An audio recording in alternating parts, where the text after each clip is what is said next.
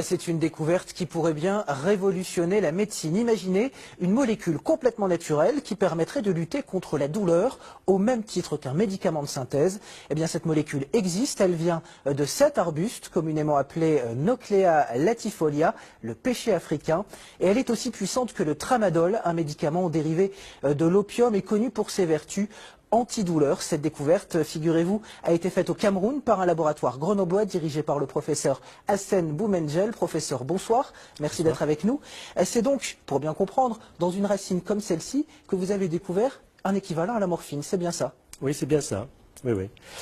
Expliquez-nous un petit peu comment s'est fait cette découverte.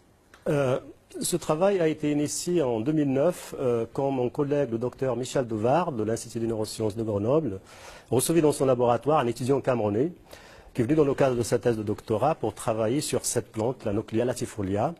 Il est arrivé dans ses valises avec des extraits et des racines de cette plante. Il voulait tester ces extraits sur des modèles animaux de la douleur. Parce que le village se soignait avec cette racine. Tout à fait. En Afrique, on se soigne avec ces racines. Lui-même, cet étudiant en question, il se soigne avec cette plante. Et donc, ici à Grenoble, il a fait un travail exploratoire d'extraction, de fractionnement. Et il a évalué ces fractions sur les modèles animaux de la douleur. Et il a identifié une fraction qui sortait du lot, qui était très active sur tous les modèles animaux de la douleur. Et c'est là que vous avez découvert que la molécule de cette racine est strictement équivalente à celle contenue dans le tramadol, qui est pourtant une molécule de synthèse. Voilà. Ça, c'était la première phase du travail. La deuxième phase, on voulait savoir ce qui existe dans cette fraction. C'est à ce titre-là que mon collègue Michel Devard m'a contacté. J'appartiens à le laboratoire du département de pharmacologie moléculaire de la faculté de pharmacie de l'Université Joseph Fauré, qui est également rattaché au CNRS. Il nous a demandé de voir ce qu'il y a dans cette fraction. Et donc, on a mené toute une série d'analyses pour identifier à la fin une molécule identique au tramadol. Qu'est-ce que ça peut changer que la molécule soit naturelle? Vous me parliez, avant de préparer cette interview, vous me disiez que ça pouvait éventuellement avoir des conséquences directes sur les populations africaines. En effet, cette découverte peut laisser penser que les populations locales pourront avoir accès à cette source de traitement bon marché. Et cette découverte valide également quelques concepts de la médecine traditionnelle. Parce que le Nauclea latifolia est un arbuste très répandu dans toute l'Afrique subsaharienne. Il est très répandu dans toute l'Afrique subsaharienne et toutes les populations de ces zones l'utilisent, notamment les racines, pour se soigner contre la douleur, les épilepsies, la fièvre, le paludisme. Et pour nous, qu'est-ce que ça change que ce soit une molécule naturelle plutôt que synthétique?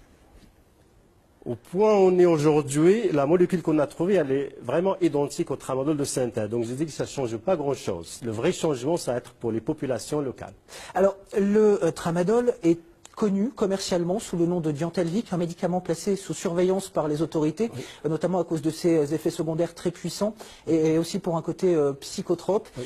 Est-ce que cette molécule peut potentiellement avoir les mêmes effets ou au contraire va-t-elle atténuer les effets négatifs du Diantelvic? Tout à fait, le tramadol peut entraîner des problèmes de dépendance, bien que l'effet de dépendance soit moins prononcé que par exemple l'effet de la morphine.